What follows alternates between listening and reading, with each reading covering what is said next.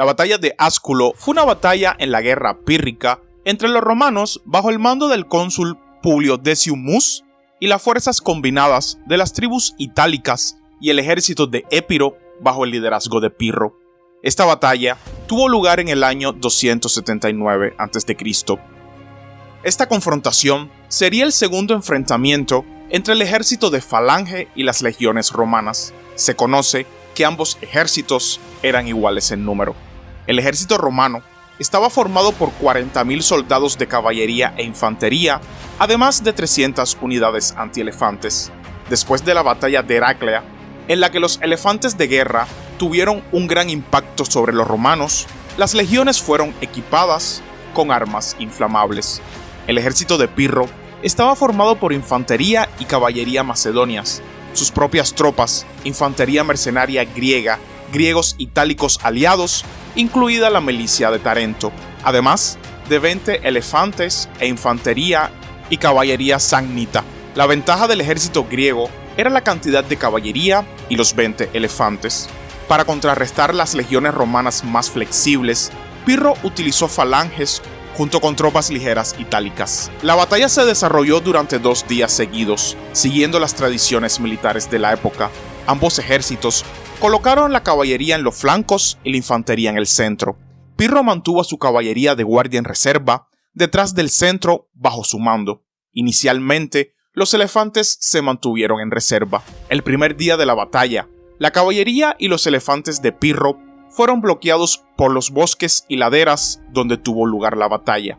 Pero los soldados ítalos de la Falange lucharon bien. Los macedonios derrotaron a la primera legión romana y a los aliados latinos en su flanco izquierdo, pero la tercera y cuarta legiones romanas derrotaron a los tarentinos, oscos y epirotas en el centro del ejército de Pirro. Mientras tanto, los daudianos atacaron su campamento. Pirro envió caballería de reserva al avance, así como caballería y algunos elefantes para expulsar a los enemigos. Mientras se retiraban a una pendiente empinada, Pirro envió elefantes contra las legiones tercera y cuarta. Estas legiones también se retiraron a las alturas boscosas, pero cargaron con el fuego de los arqueros y honderos que acompañaban a los elefantes y no pudieron responder de ninguna manera. Pirro envió infantería a expulsar a los romanos de los bosques, pero fueron interceptados por la caballería romana. Ambos bandos se retiraron al anochecer sin que ninguno tuviera una ventaja significativa. Al amanecer, Pirro envió infantería ligera a ocupar una posición difícil que había resultado ser un punto débil el día anterior, con el fin de obligar a los romanos a luchar en un espacio abierto y reducido. Como en la batalla de Heraclea, el choque de legiones con falanges continuó hasta que los elefantes, apoyados por infantería ligera, aplastaron las líneas romanas. Para ello, se utilizaron dispositivos antielefantes que demostraron su eficacia en poco tiempo. Sin embargo, fueron capturados por la infantería ligera que se opusieron a la caballería romana. Luego los elefantes cargaron contra la infantería romana. Pirro ordenó simultáneamente el ataque de la caballería de su guardia, que completó la derrota de los romanos. Estos, posteriormente, se retiraron a su campamento. Las bajas romanas fueron 6.000 muertos, las de Pirro 3.500, incluido un gran número de sus oficiales.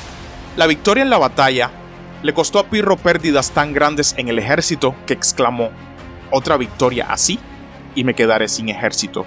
De aquí surgió la expresión victoria pírrica, que significa victoria dudosa que no justifica las pérdidas sufridas por ella. A pesar de la victoria, la posición del ejército de Pirro era desesperada y propuso una tregua a Roma, pero el Senado romano se negó a llegar a ningún acuerdo con él. Este se vio obligado a permanecer en Italia para proteger las ciudades griegas. Sin embargo, al hacer esto, privó a los griegos de la oportunidad de hacer las paces con Roma, por lo que muchos de ellos se negaron a apoyarlo. En ese momento, Roma entró en alianza con Cartago contra Pirro.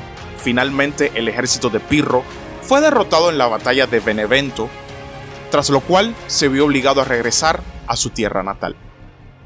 Y hasta aquí el video de hoy, espero que les haya gustado y suscríbanse para más contenido. Hasta la próxima.